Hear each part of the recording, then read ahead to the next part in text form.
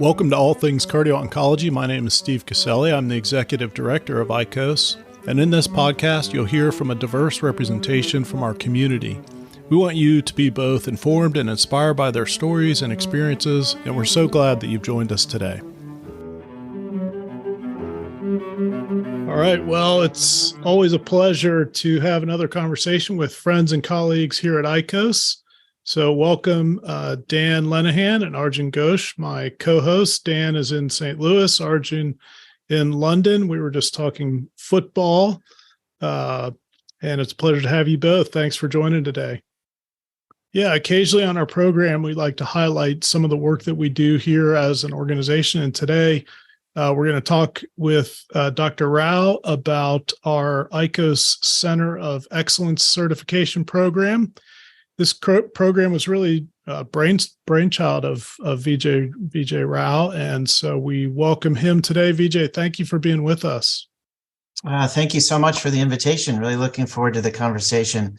I've really enjoyed working with ICOS and really trying to help spread knowledge about this important field across the globe. So thanks so much for the opportunity. Yeah, and before we jump into our conversation about Centers of Excellence, Vijay, just tell us a little bit about your background, maybe how you got interested in cardio-oncology, and a little bit about the work you're doing now. Yeah, so I actually currently am the director of the Cardio-Oncology program at Franciscan Health in Indianapolis, Indiana, United States.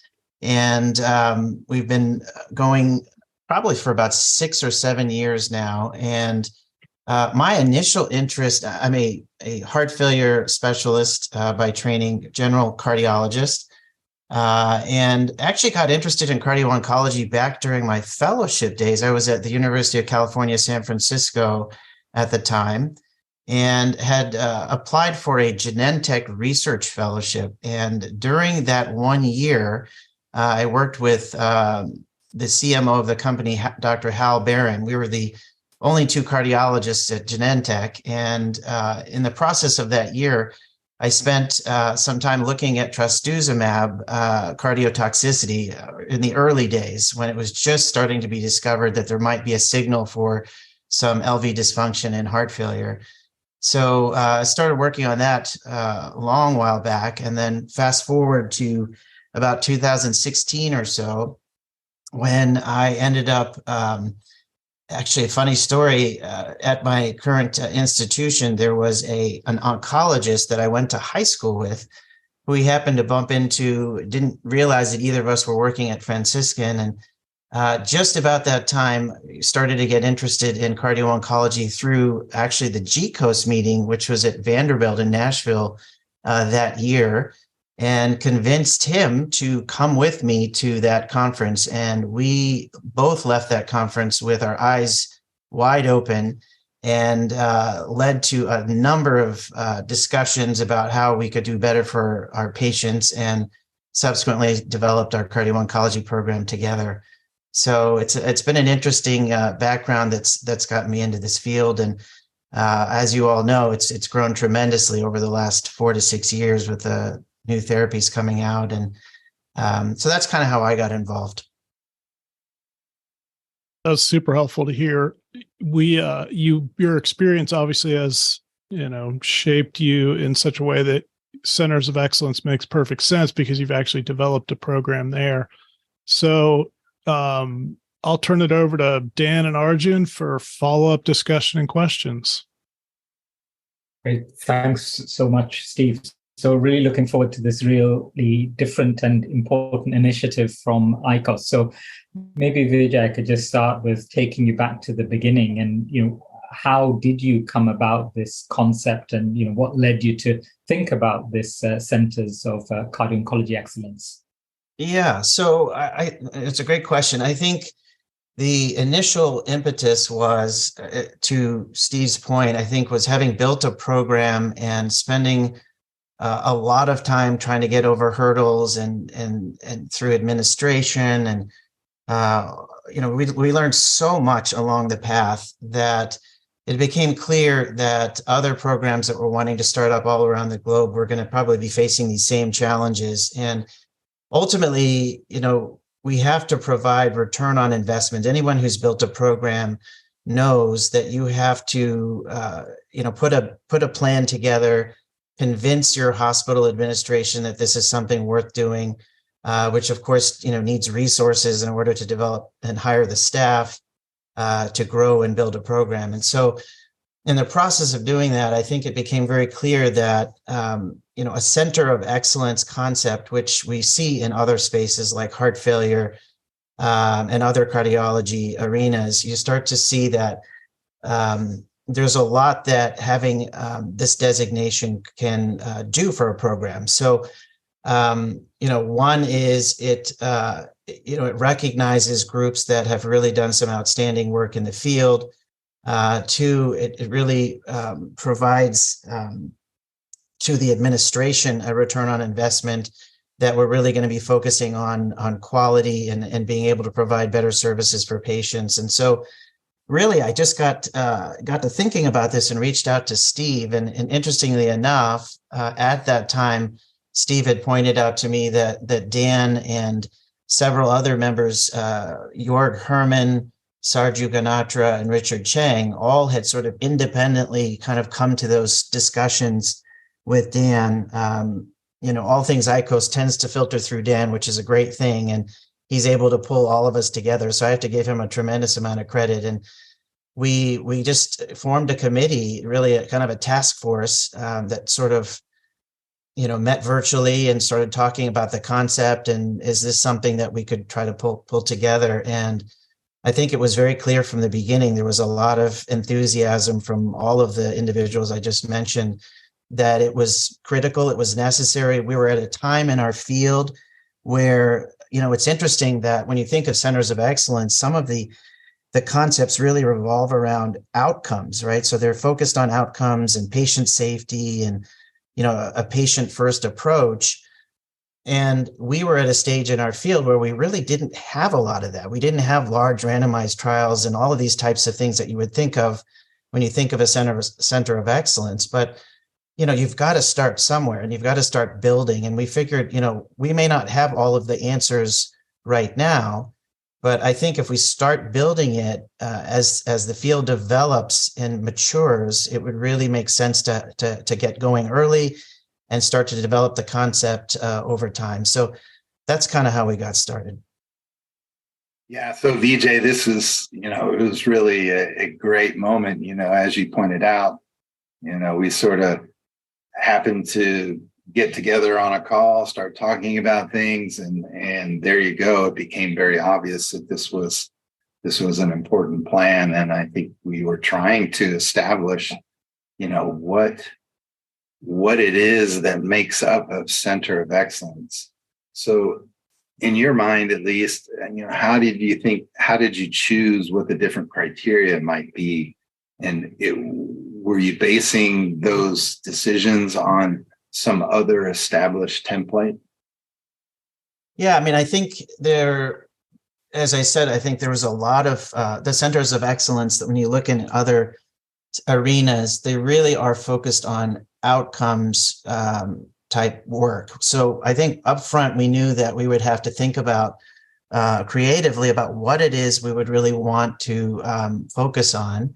And I think, really just among the group of us, we just thought together as program builders, what if you just were to think about in different, I think we had to also realize that there are programs all across the globe that have very different healthcare systems.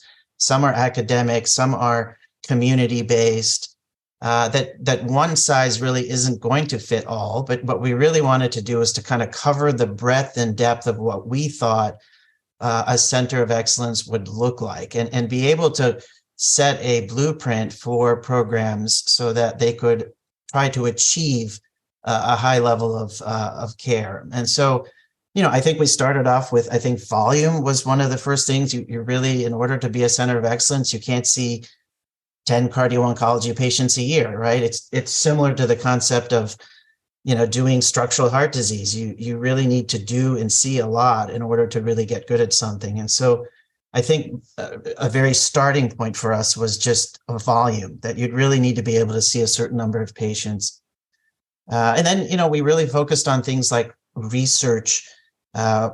Centers of excellence typically really contribute to the field in terms of innovative ideas and testing hypotheses. And in our field, again, there's limited randomized trials, but there's a lot of registry data. There's a lot of retrospective data. And so I think that was a really important piece, was to think about research and publications. Education. So, as a newer field, there's so much education that needs to occur, not only for cardiologists, for oncologists, but for the nursing staff, for example. And so I think, for a center of excellence, we really felt that it was critical that they really invest time and effort into educational purposes, both locally with tumor boards, but even more, regionally and nationally. And then quality improvement projects. I mean, I think every program that has developed has had to go through, as I said earlier, jump through hurdles. And I think being able to establish, for example, an echocardiography protocol at an institution, and to figure out what your best level of evidence is for the modality that you have, and being able to work that into a workflow for a program. So quality improvement, we thought, was critical because no program is perfect. We all need to get better, and it's a critical aspect for growth and development. So that was one. Committee involvement was another idea that we had, where, really being involved with local, regional, and national committees, where it's showing a commitment to the field, we thought was important. And then lastly, program building, which is, it kind of circles right back to where we started, that how are you expanding your program and how are you developing that program? And so those are really kind of the 6 domains that we came up with. We certainly tinkered with a number of other concepts and ideas. I think we felt like these were a good starting point, whereby no matter what part of the world you were in, no matter what healthcare system you were part of, these would be some critical components that would be key to developing a program. So we kind of settled with those 6, and it really was just the group of us kind of going back and forth and coming up with what we thought would be the best approach.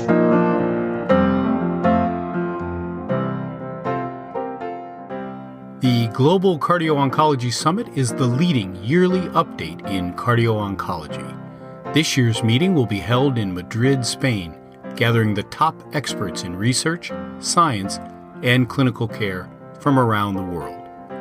The 4-day event begins on September 27th with a basic and translational research symposium. On September 28th and 29th, the main sessions will take place, and this fantastic event concludes with a half-day session focused on cardio-oncology nursing on September 30th. New this year is the ICOS Champions League competition, a friendly and fun quiz event centered around cardio-oncology knowledge and clinical cases. The Champions League competition is open to all healthcare professionals, so make plans to join in. For more information, visit icos.org, that's ic-os.org. We look forward to seeing you in Madrid this September. Treat cancer, protect hearts. That's really interesting, Vijay, very nicely kind of summarizing the different components also for how to define the criteria, the criteria for the Center of Excellence. And I think alongside achieving that, you decided to have 3 classes, the gold and the silver and the bronze centers of excellence. So what was the thinking behind that? Yeah, I think the concept there is that really it's about development. It's about helping programs. I think we want everyone to achieve a gold status, which is really sort of the highest level of excellence that ICOS can provide in terms of recognition. And we recognize that there are established programs that have been out 10, 12 years that have been doing this for quite a while. And there are a lot of programs in their infant stages. And we wanted those programs to apply, but clearly, or not, sort of for numbers of reasons, at the same level in terms of the program. So we wanted to encourage growth and development. We want more programs to feel like they could become part of this family of the Center of Excellence, where they could apply, even though maybe they're 1 or 2 years into their program, with the goal to eventually get to gold. And so we did set it up that way so that programs could get started. They could be recognized early on. Even getting a bronze or a silver designation, I think, is still important for administrative teams and for recognition in the community, et cetera. So, and the way we set it up was that if you didn't achieve gold, that you could reapply in future sessions without having to pay the fee. And in fact, what we've done, I think this is a segue into something we may be getting into, but we have offered to all the programs that don't achieve gold a 1-hour conference call with a member of the ICOS committee. And we also are now working to partner some of the gold centers with some of the bronze and silver centers to try to help them achieve gold and to help them, in their own individual programs, develop some of these different metrics. So that's kind of the concept there and the reasoning behind it. No, Vijay, that's really great. And I think the whole idea was really to build people up. And I think I can say certainly from my perspective, but I know that you and others shared a similar observation that, it was kind of amazing what people were doing.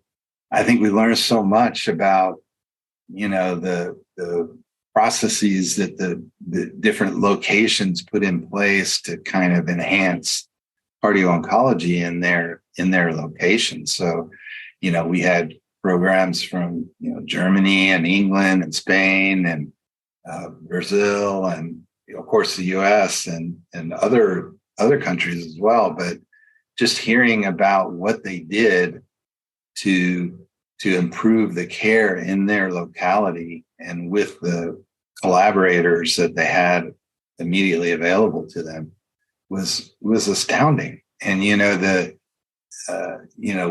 we have been trying to emphasize these projects from each applicant that, can be shared with other applicants and then future applicants so that they can learn, oh yeah, this is what they did. And it seemed to work really well. Can we apply that? And I know that we have talked about some other things like on the computer side where, whatever work you've done at your institution that may make your workflow better, can we apply that information to other places? And so I don't know what you think about all that in terms of what we learn from each other, really. Yeah, no, I think that's a critical point. It was really amazing to read these applications and the number of ideas that, just as a program lead at my institution, it's incredible how many ideas I've been able to glean from these applications themselves and be able to try to apply to our own institution. And that's the kind of information, as you point out, that's knowledge and know-how that we really want to spread among programs all around the world. We want to give everybody that opportunity to be able to learn from one another. And to your point, we've been publishing the quality improvement projects on the website, on the ICOS website, which is a treasure trove for those listening to go to the ICOS website and actually look at those descriptions. And we're trying to make it easier for folks to reach out to those individual programs as well to get more information if you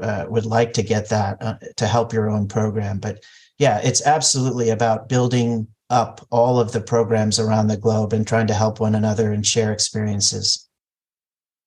That's really interesting, Vijay. And say if somebody's listening to this podcast with a cardio-oncology program in their center, maybe a new program or maybe already an established program, and they consider applying for the Center of Excellence, accreditation.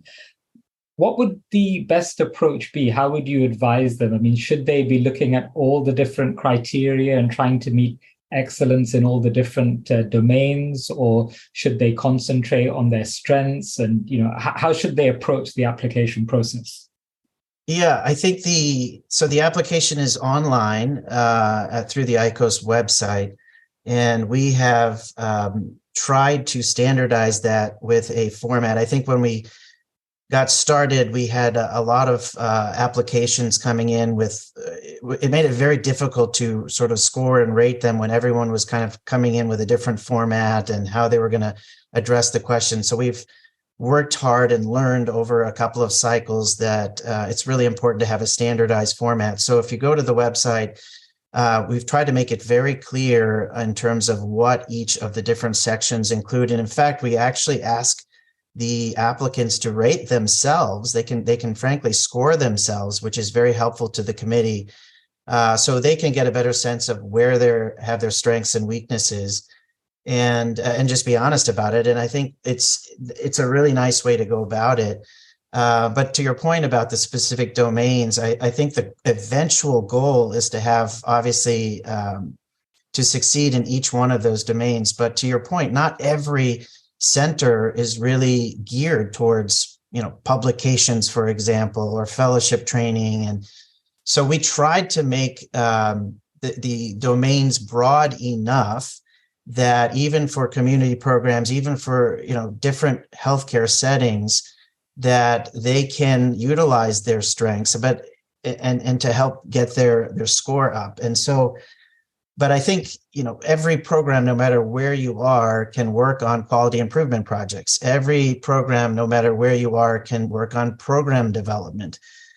So, the volumes that we set were not, I think, asking too much. So there's certainly an ability to get a fairly good score just by, following some of your local strengths and just following some of the basic ideas of that are involved, educational at the local level, for example. Programs all can do that. So I think, just it's okay for a program. And I think the one message should be that it's okay not to be applying and at a level of gold. It's in fact, we encourage programs that are in their earlier stages to apply, because the goal is to help everyone get there. And as I said, there will be feedback. There will be, helping the programs understand where they can develop and grow. So we really just recommend, for a program is really looking to become part of this bigger initiative and bigger effort to achieve excellence in your program, I just would encourage all program developers to apply. And, some of the other pieces of that, just as a segue, is, we've asked the oncologist and the cardiologist from the centers to apply together. So that requires communication, that requires a connection, which is really critical for the success of a cardio-oncology program.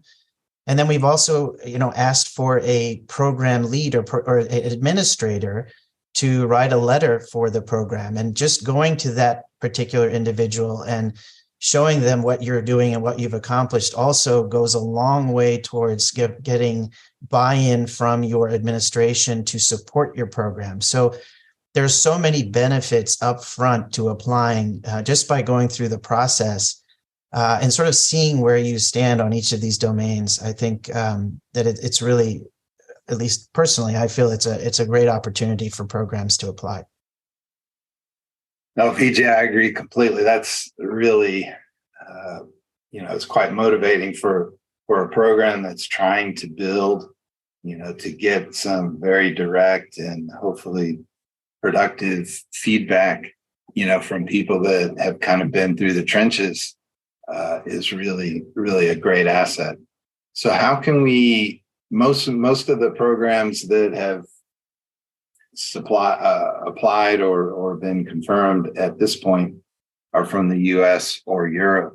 I was just curious, do you have any thoughts about how we can expand that to beyond those areas? How do we encourage those other areas to also kind of go through this process and have some exposure to these other quality programs, what kind of things they're doing. Yeah, I mean, that's absolutely critical. I mean, this is the International Cardio-Oncology Society. So by definition, we really want to expand and help programs around the globe. And I think we realized when we first set this up, we were probably going to see a lot of programs in the United States and Europe. But we are looking to expand. I mean, we had a program from South Africa. We've had several from Brazil, as you mentioned, Germany, England. So, but yeah, there are areas, for example, Japan and China, and we did have one from Australia, so I don't want to.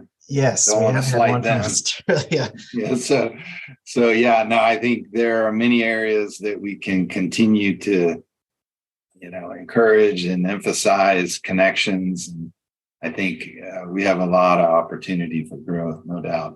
I mean, I think one aspect which Steve actually brought up to me recently was, we are asking for, it's a $500 application fee, and we don't want programs in countries that are really don't have a lot of financial wherewithal to not apply. So we talked about potentially offering sort of discounted rates for programs coming out of countries where that they are not in the sort of first tier of economic standards. So that's one potential opportunity. If that's a barrier, we could try to lift some of that. I don't know if language is a barrier. I think all the applications are obviously done in English, but I think these days with most applications for funding that occur internationally are typically done in English. But Arjun probably could weigh in on that. But if there was a language barrier, how can we kind of overcome those for folks that maybe English isn't the first language?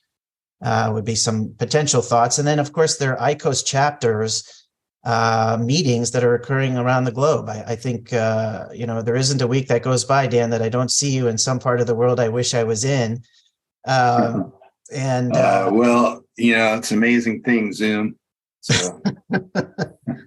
But I think engaging those chapters, like I think there was a cardio-oncology program, I think recently in China, Israel is having programs, and so reaching out to the chapters in different parts of the globe and kind of giving them the update on what this program is about, and how not just one program in an entire country, but it would be nice to see multiple programs flourishing in individual countries. So and maybe having the leads, for example, Dr. Fernandez's group in Spain, and how we might be able to have her help in terms of spreading the message about this type of program to other programs in Spain, with local knowledge about cardio-oncology, which we may not have. So I think there's a lot of ways to go about it, but it absolutely is a goal of this program to try to expand more globally. Yeah, the truth is that since, I don't know, probably in the last 2 months, there have been cardio-oncology programs in, I would say, 15 or more countries. Because all the ones you mentioned, there was one in Japan, there's one coming up in Mexico, there's one in Cuba, I mean, all over. And so however we can reach out to these areas would be really important. Yeah, and I think one of the interesting things, I suppose, is, Vijay, you're asking why, how can we expand and get other people involved? I suppose one of the questions would be, an organization or a group would be thinking, how does it help us? Why should we? What's in it for us? And I think that when I was going through the process of applying for the Center of Excellence, application process for my center, it really brought home how much we'd done, and it surprised us as well. We were obviously doing the work, doing different types of projects, doing research, and some kind of innovative ideas as well. But we never really took the time, and I think this is probably true for most of us. We're all obviously very busy. We never take the time to reflect in general in our professional lives, and it really helped us to motivate us, and it really helped to realize how far we'd come from when we started the program as to what we'd achieved. And I think that's also something that we probably need to explain to the our colleagues around the world, that it's a very fruitful process, it's a very good process, and all the criticism that may come would be very constructive criticism, because it really shows how much you've achieved, and it's really to highlight what you can do to achieve a certain standard, which we all should be aiming for our patients. So I from my personal experience, it was a very beneficial experience to go through the application process, and that's something we probably need to highlight to our colleagues around the world. Yeah, that's a great point, Arjun. I think we really do need to take what you just said to heart, and really the messaging about what the importance is of the going through the process. I don't think could be stated any better than you just did. And I think that's the kind of message that we really need to take out to the community. So couldn't agree more. Yeah, I agree too. That was a great comment. And I think, everybody, when you have that moment to kind of review what's happened, it's pretty eye-opening. And then the other part is when you as a outside observer sort of hear what people have been doing, to me it's astonishing. So I think not only personally is it motivating, but for us in other areas, when we hear what other places have done, I find that to be very encouraging. And I think maybe just one last point about that is maybe just talking to the future of where we're going with this. In fact, we had a great conversation about this just a few hours ago as we were reviewing applications for the most recent cycle. But we've been talking about the growth in terms of when you ask what can programs get out of this, the eventual goal is to really develop sort of a database approach to the centers of excellence, that programs that get awarded would be able to input some data and be able to get some feedback about specific topics with regard to quality metrics. And it's in its infant stages. We're still probably a year or two out from getting that completely sort of nailed down, but we're headed that direction. And I think that's going to be another value add to programs, to be able to get feedback about some straightforward sort of quality metrics that are currently being worked on and developed. So another thing to look forward to from this group. Well, Vijay, we all are indebted to you for your great leadership on this project. We really appreciate it, and it's added a really vital component to the life of ICOS. So thank you so much for your work and for taking the time to share it with us today. My pleasure. Thank you all for the invitation. Really enjoyed it. For more information about ICOS, you can go to ic-os.org, where you'll find more information about all of our programs, including our weekly webinars, our board certification exam, and other resources that we know you'll find helpful. Thanks for joining us today, and we hope to hear from you soon.